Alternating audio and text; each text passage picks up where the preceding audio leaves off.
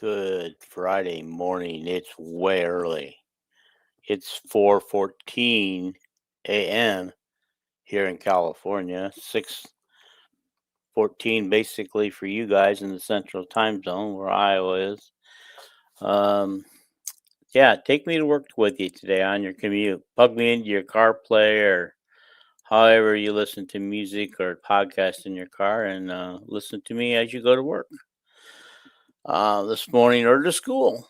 However, if you're in your car driving somewhere or if you're at home getting ready, you don't have to watch me because I don't have anything for you to really watch. So just, just, you know, just get ready, Let me help you get ready for the day while you listen to me or drive on your commute to work this morning. But first of all, I want to, take care of some business. Let's say, hit that subscribe button, hit that like button because it really helps the algorithm. And then let's comment today if you can on the show live if you're listening or watching, and then finally share it out, share this content out. It really helps me out a lot if you guys could do that. Once I get it enough, get enough views and get enough shares and likes and stuff, I might be able to monetize this YouTube, make some money off of it, and not only that, but maybe you know attract some sponsors who would be willing to come on the show. And then I also want to give a shout out from Facebook, Hawkeye Nation, who graciously allowed me to put our content from the podcast on their website. So check out Hawkeye Nation, not all one word, just Hawkeye Space Nation, and check out their content over there. They're a great group of people, and so yeah, and so. But anyway, you can also check us out on my Facebook page, Talking Iowa Hawkeye Sports, as well on Facebook. And so we put out a lot of great content ourselves. So just go check it out this morning and or anytime after this. But however, the women they blow one last night. Not looking good. They lose 81-69. And the game wasn't that close. It really wasn't. Now, I think at one point in the third quarter, Iowa got it to within 3, and then I can't remember it is somebody took a quick bad jumper, and then Katie shut the door. After that, they went on a brilliant run. I believe the women, USC women, were up by 21 when they pulled most of their starters, and then Iowa finishes the game with their reserves on a 9-0 run. So that was fun to watch. I mean, I got my favorite girl in there. Callie Levine played 5 minutes in the game, 2 points. She did miss a 3-pointer at the buzzer, all air. But hey, she's rusty. They don't give her enough playing time. But as much as we were turning the ball over yesterday, they only turned the ball over. Now, I got 2 different things. One says they turned it over 12 and one says 13, but the official University of Iowa says it was a turnover of 13, which, if you guys remember right, I think they were sitting at 7 or 8 at halftime.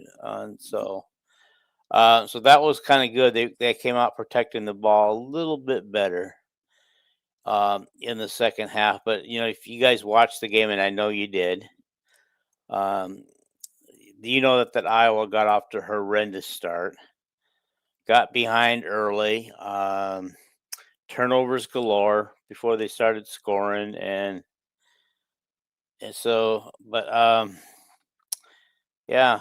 So let's take a quick look at these stats. Okay.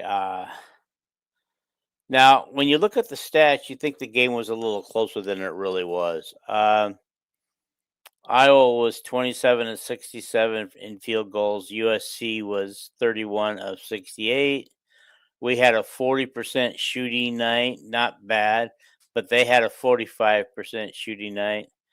On three pointers, we were 7 of 21. I think we had 6 at halftime, so we only made one the rest of the way. USC was 10 for 27 on three pointers. They were just jacking it up all over the place for a 37% shooting. But they also had 6 at halftime, so they hit 4 of them after the halftime. But they also they also what am I doing here?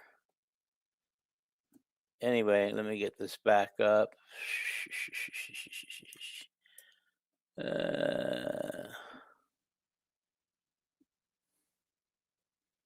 Well, we'll figure this out, guys. We'll figure it out. Sorry about that. Um, there we go. Back to full screen. So anyway, free throws. We are 8 for 10. Not bad. We had an 80% free throw shooting night, but we didn't get to the line near enough. But they got to the line 14 times, but hit 9 of them. But they only hit 64% of their free throws, and we out rebounded this team 38 to 30.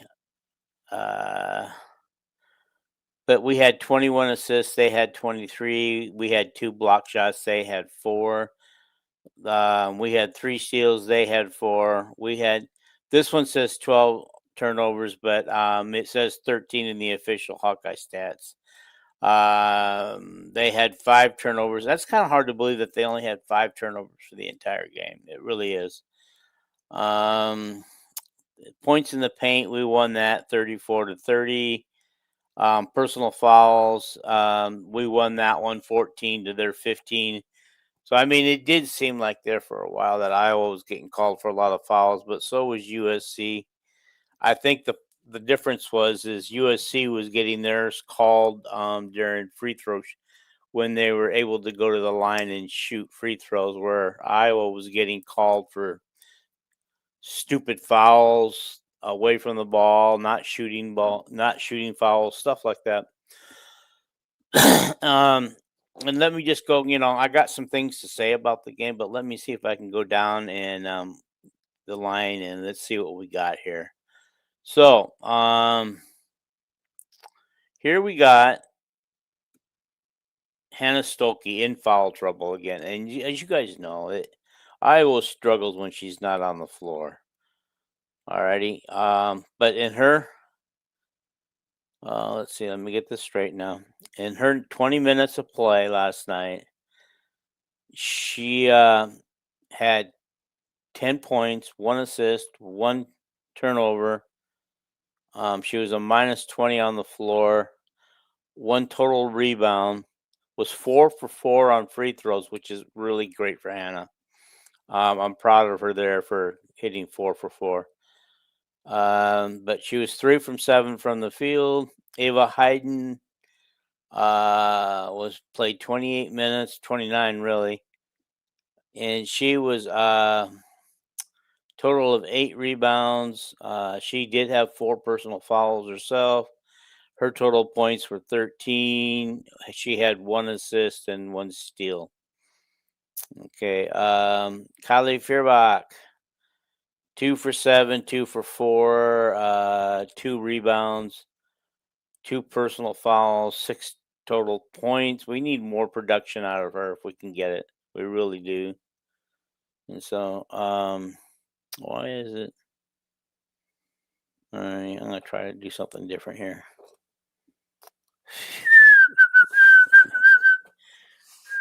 Okay, never mind. But anyway,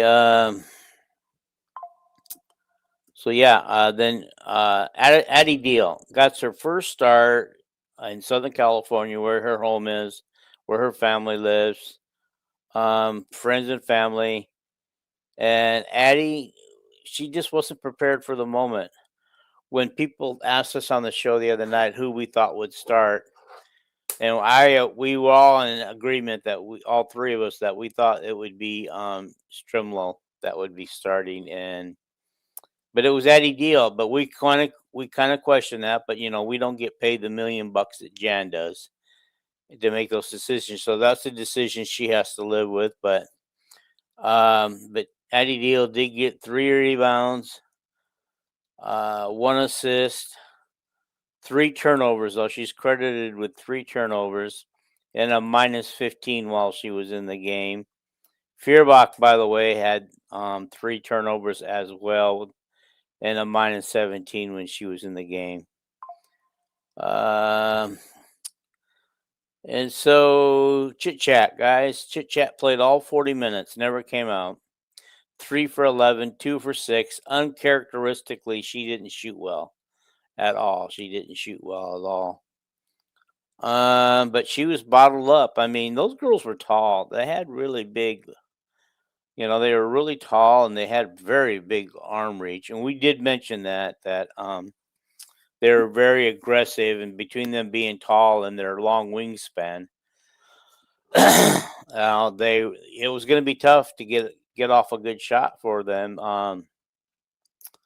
But Wright had 8 points of her own, but 8 assists to go with that. But she was still a -12. Journey Houston, who's our spark plug coming off the bench, was 7 for 12 and 2 for 2. No attempted, no 3-pointers. Now Jan's telling her not to shoot the 3-pointers, but apparently she can shoot. She can shoot the lights out. I don't know why when she's in the game we don't let her do that, because technically she's in there always playing the 4 spot, and when Hannah's not. Okay. But Houston had a total of 16 points, so that was great. She had 2 assists but 1 turnover. Taylor Strimlo, 4 for 9, 3 for 8, 11 points. She got those all in the first quarter, guys. She basically disappeared after that. Okay, and so Taylor got 5 rebounds, though, 11 points, and she was only a -1 while she was in the game. So basically, she had a productive first quarter. Layla Hayes, we really need to get more production out of this girl. I know that she is struggling right now to score, and she does have a tendency to turn the ball over, and her shot's not quite there. But I guess she scored 0 points and was a +1 though while she was in the game. Kelly Levine saw 5 minutes, 1 for 2. You guys saw her at air ball 3-pointer that she took at the end. I really wanted her to hit it. For one, I wanted to get the game into single digits, and that would have done that. It would have been a 9-game. It would have been a 9-point loss, but that is what it is. But I want her just to make the most of her time while she's in the game. She had 2 points, and to show Jan that she can trust her out there, because you guys have seen Callie out there. Her passes when she's in the game are crisp. She finds the right people to get the ball to. She's always hustling, and she's always hustling, and I think her scoring lacks right now, but I think it's because she doesn't get time in the game and get into the flow of the game. Guys, and Tegan Mulaney was in the game 0 for 4. All thing she was in there for 7.5 minutes, and she was a +6 in the game. So statistically wise, she was our best. So she probably played some really good defense, and she did not turn the ball over, which is important. I forgot to say that. Funny story. Kelly Levine didn't turn it over either. I remember saying in our group chat, "Let's put Kelly, and she won't turn the ball over." Okay. All right. We got hurt really bad by two girls last night. Kara Dunn. She was 3 for 7 on 3 pointers, 6 for 9 on free throws. Um, she had a total of 25 points. Okay, 25 points and 5 assists. Where's her rebound? I think it was double figures too. 12 rebounds. Okay, so she hurt us. And then I think it's Jazzy or London Jones. Let's see which one it was. Okay, so the other one was London Jones. She hit us for 17 points, 2 assists. That hurt us. Then the Kennedy Smith, who's coming back from an injury, she had also a pretty solid night of 12 points. And then there was Jazzy Davidson, who had 21 points last night and 8 assists. So she had herself quite a night. So those four girls really hurt us last night. They only used a 8-girl rotation last night. And you saw the one girl go out with an injury. I'm not sure if you guys noticed though that she was injured earlier in the game and walked off limping, but came back into the game. And I'm just wondering if her injury was more serious than they thought when they let her come back in the game. Okay. Iowa won 2 quarters. They won the second quarter 24-15, and the fourth quarter 18-11. But remember, 9 of those points came after at the end of the game when it was garbage time, and USC didn't really care at that point because they had pulled their starters. They knew they had the game won. It was just, they didn't really care that Iowa was scoring some points, I'm pretty sure. What killed us, though, was the first quarter with 28-13 by USC, and in the third quarter, 27-14. That's where USC did most of their damage there in the first quarter. And the referees did miss some calls, but I think they were missing them both ways. So we're not going to put this loss on. This loss isn't going to be put on the referees at all. These girls went into an environment that I'm not sure what happened. They looked a little disjointed at first, a little disorganized, little shocked. I think when they got down early, and it took them a quarter. They came out the second quarter. Good for them for taking control of the game, and they just were never able to get over the hump, I think. I can't remember if they actually took a quick lead. I think they may have taken a quick lead or got it within 3, and then went into halftime down 6, and then they just kept burying themselves in a hole. Every time they made a run, USC would make a bigger run.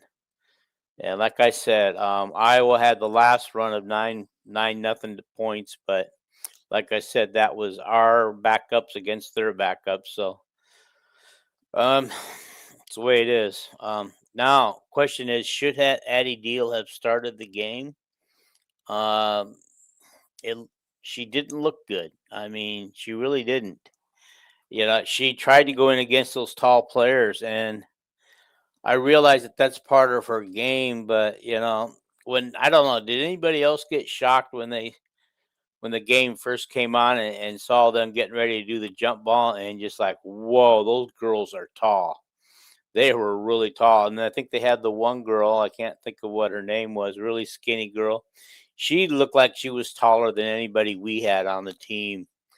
But, to Ava's credit, she didn't have her A game on last night, but she had her B plus game on last night. And to her credit, she managed to play against that girl foul free and yeah, without fouling too much, I think. Or did she have 4 fouls? She might have been the one with 4 fouls. So she did, but Hannah had 4 fouls. And so, yeah, we did have a little bit of foul trouble. That hurt not having Hannah on the floor. I don't care what anybody says. And we may be missing Taylor McCabe more than we think we do. And so that was just a rough game. And I didn't want to go live last night because it was very late your guys' time, after 10 o'clock when the game got over. And so I just decided against it and would come on do one this morning. I invited Calvin, but he said he wasn't going to be up. And so I just decided to do this because it is a Friday and I've got some things going on. And I definitely didn't want to do a podcast later tonight because I want to watch Iowa beat Minnesota in wrestling tonight. So anyway, that's going to be on TV tonight. So what's next for the Iowa women? Well, you guys already know, UCLA. All right, on Sunday. So, gosh, Kiki Rice and Lauren Betts. That's all you need to know about that team. And undefeated in the Big Ten, 10-0. It would really been great if we could have found a way to beat USC yesterday and take 2 10-0 teams. The luster kind of comes off. So I hate to say it, guys. I really do. I'm a big Hawkeye supporter. I wouldn't do this podcast. I wouldn't do that website on Facebook featuring Hawkeyes. If I didn't love this team and love watching them, and yes, do they frustrate me at times? Do they get me mad at times? Yes, they do.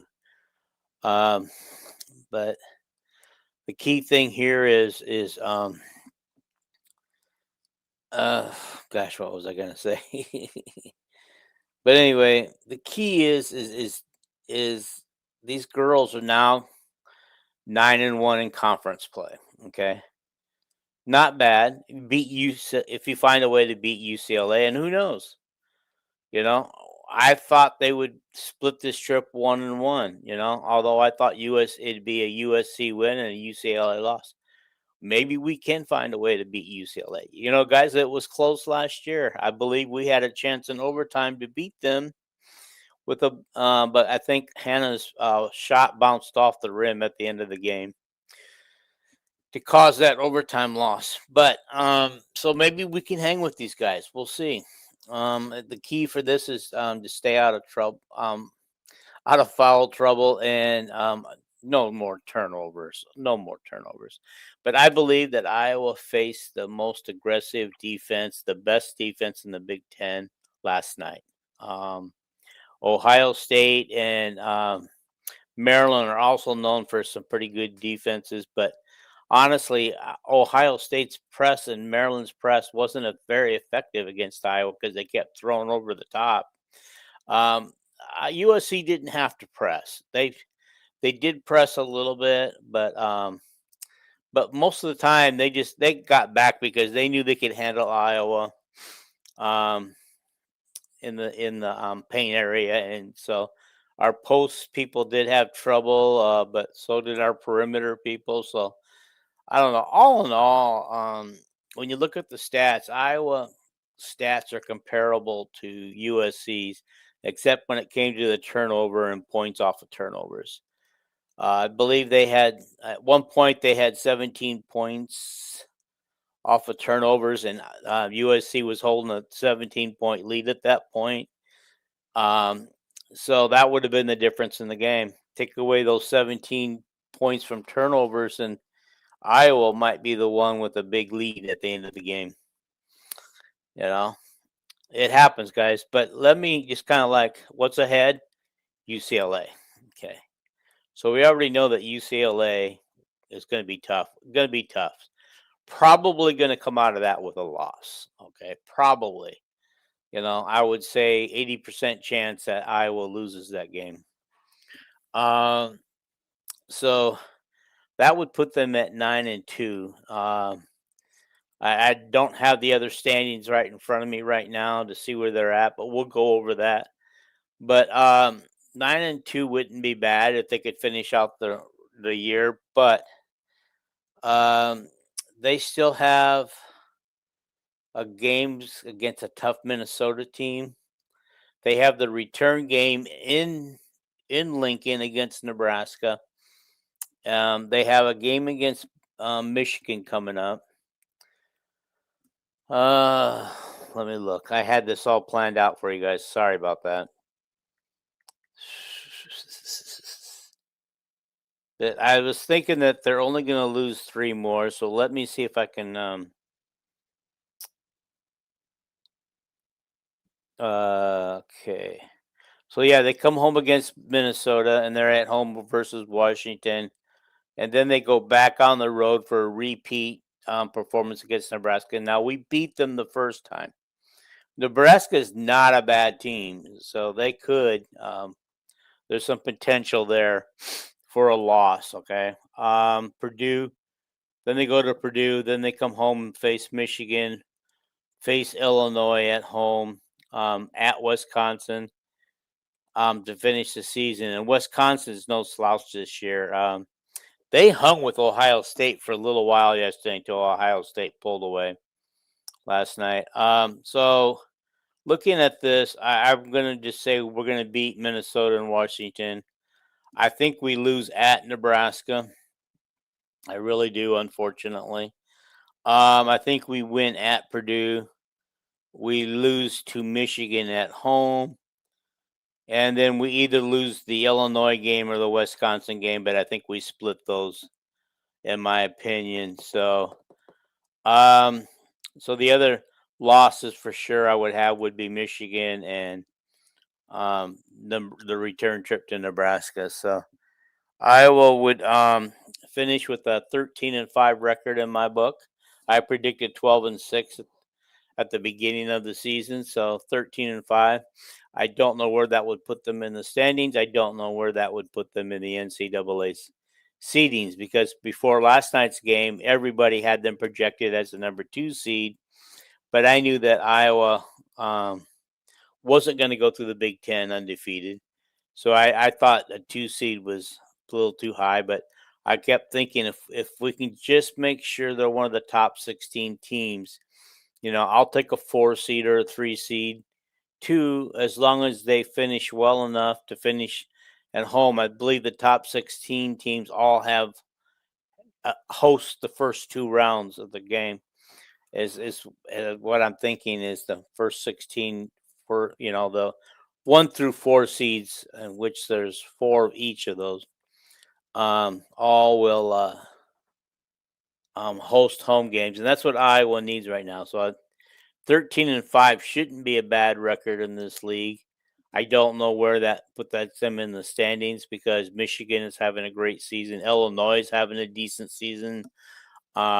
Wisconsin and Minnesota are actually playing better than they usually do. So those are scary, but I mean, I don't know what else to say, but the Nebraska return game is going to be so tough, because Nebraska is not. I don't think they're having quite the season they wanted, but they got to go to Lincoln and do that. They got to beat them in Lincoln, and so let's own them, boys. Let's own them. Let's own Nebraska. I always love it when we beat Nebraska. Wisconsin's going to be a dogfight, though.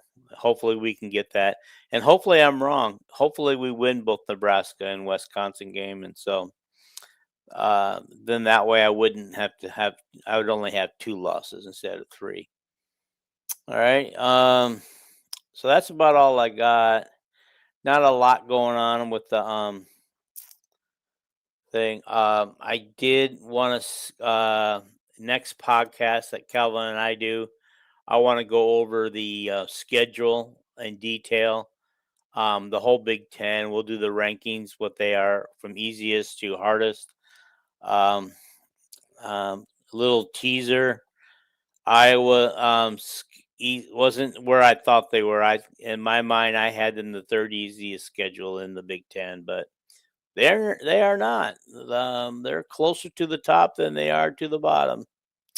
I mean, of having tougher schedules. So, but this was like somebody did their own little homework and stuff. So we'll do that for the football team. I got a couple other football things I want to do once we get back to football, talking football, which we will. Um, and so, but anyway, I hope you guys have a great morning. Listen to this podcast on your way to work. And then when you get to work, share it out. Make sure you hit the like button. Make sure you hit the subscribe button. Let's keep moving the subscribers up and beyond. All righty, guys. Thank you. It's now 4:40 a.m. in the morning here in California on a foggy day where the current temperature is 38 degrees. All right, out.